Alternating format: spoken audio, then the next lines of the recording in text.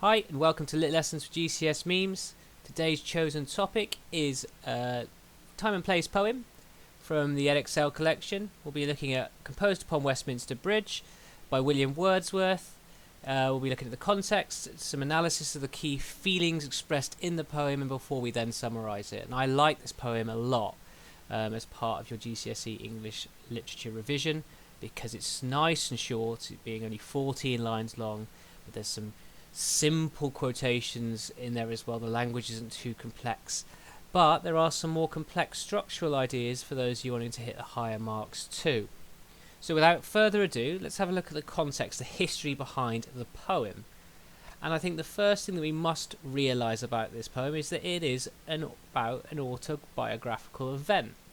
William Wordsworth had an early morning journey through London to get to Calais, and he saw, as he went over Westminster Bridge, London during a sunrise. And he travelled with his sister Dorothy, who actually has got this journey documented, so we know for certain that this event did happen as well. So if you want to hit those higher marks, you might even go and have a read of Dorothy's account of this journey to give yourself a bit more contextual knowledge.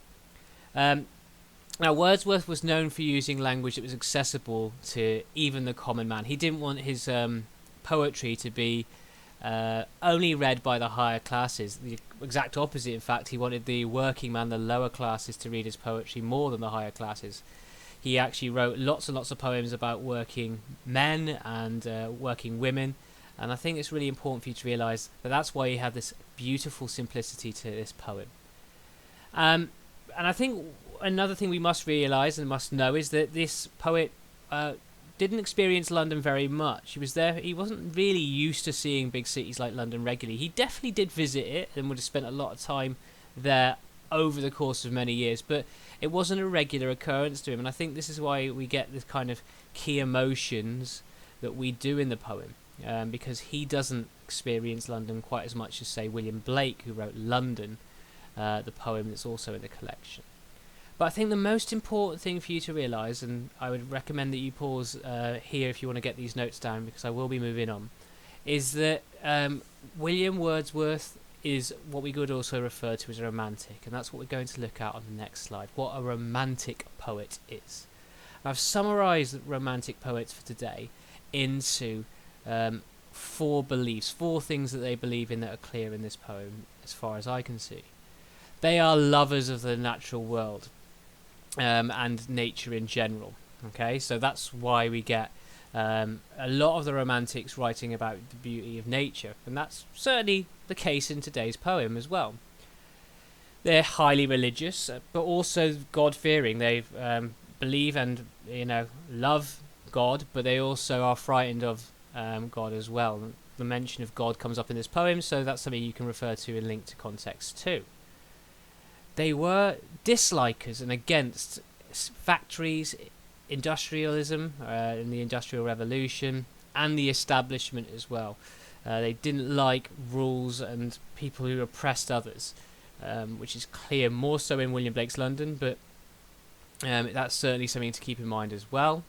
And they usually wrote literature which was full of heightened emotions, whether they be exhilaration, excitement, fear, depression. The romantics really exaggerated the emotions within their literature too. So that's a really nice word to use as well, and you can see that very clearly this is a romantic poem as we read, and I'll point out areas which are romantic as we go over the key feelings, three key feelings that I noticed within this poem. And key feeling number one that I've noticed in this poem is calmness and tranquility. Okay, another posh word there. Instead of just saying, oh, it's calm, you can say it's tranquil if you want to hit those higher marks.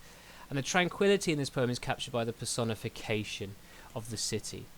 And I'm just going to show you some parts which are really calm, and how that calm is created through personification. So if we look here, the city's wearing a garment, the river is gliding, and the houses seem asleep. And I think what's really important for you to realise here is that we don't expect a capital city like London to be this quiet and calm, not even during the sunrise in an early morning. But I suppose what we've got here is we've got this calmness of the city reflecting the calmness of the voice as they're travelling through this beautiful place during a sunrise. The river glideth. I love that use of the word glide. It's this idea of a slow movement through this city. The river's even calmly moving through it, just as the writer is. So that's the first thing I'd say. There's a personification of the city, and always say when you've got personification of a place in a positive way like we have here, that the city or the object being personified shows a direct connection to the writer. The writer feels connected to that place and is almost treating it like a friend or a companion who they feel some sort of emotional connection to, and that certainly seems the case with Wordsworth and London on this early morning journey. The second feeling then is one that somewhat contrasts with the first one, and that's one of excitement and enthusiasm. So there's a calm excitement in this poem, and we can tell this from the lists provided by the writer. He lists the ships, towers, domes, theatres and temples that are lying calmly once again and relaxedly once again in this place, and straight away he's listing both the beautiful man-made things and the natural things that lie close to the city as he's travelling through it as well. And maybe this is slightly uncharacteristic of Wordsworth. Usually we think of romantics as disliking cities, but he seems to be celebrating the city here and celebrating the man-made objects that provide him this kind of wow moment, something that he wouldn't see in his countrified Lake District area. And on top of that, what else creates this kind of excitement is the repetition of exclamations. And nice to talk about punctuation sometimes, and we see here, "Dear God, the very houses seem asleep, and all the mighty heart is lying still." We've got this real overriding emotion of exhilaration created there by the exclamation marks right near the end of this poem. So that's key feeling number 2. You get this enthusiasm and excitement created by this list, which, by the way, also creates a kind of sense of speed to the poem as well. If you read this line, ships, towers, domes, theatres and temples lie, it's so much beauty in what Wordsworth sees. He almost rushes through all the things that you can see that do create this excitement for him in London that morning. Anyway, key feeling number 3 is just coming up now, and that's a feeling of love. Even taking this excitement even further, we could even argue that he loves the city, and the 14-line poem here is actually what we refer to as a sonnet, which is traditionally about love.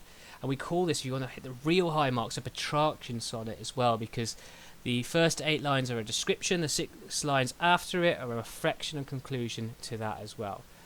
And in that conclusion and that reflection, he seems to reflect the sun has never been more beautiful than when it rises over a city. Now, you might argue here that he is celebrating the British city here and showing some sort of national pride, but some others might argue that actually what's happening in the poem is that the sunrise is what makes the city beautiful, and maybe Wordsworth is actually being even more romantic by saying that the natural world makes even something as terrible as a city beautiful to someone like himself, who usually thinks of cities as quite horrible places. So it's up to you. You might say that, he's being uncharacteristic and saying that the city is beautiful. He might be saying that actually the sunrise is what makes the city beautiful, and that he's being characteristic for a romantic by showing you how natural world is more powerful than the man-made one. So, final thing. If you want to hit those higher marks as well, I've noticed this lovely feature, the capitalisation of city. You might see that it's got a capital there where it normally doesn't. And it creates this sense of importance and grandeur. So it's a nice word for you to talk about and analyse if you want to hit some higher marks and notice those little things that create kind of this sense of importance and grandeur in this poem. So that's the poem itself. I've done a little summary here that you might want to pause on and have a look, including the context, the feelings, my favourite quotations and the poems I'd compare it to. But apart from that, everyone, that's our video for today. As always, I've finished with a meme, and if you have anything more that you want from myself, you know where to leave your comments, you know where to follow us as well, and make sure you like and subscribe to the video. Thank you.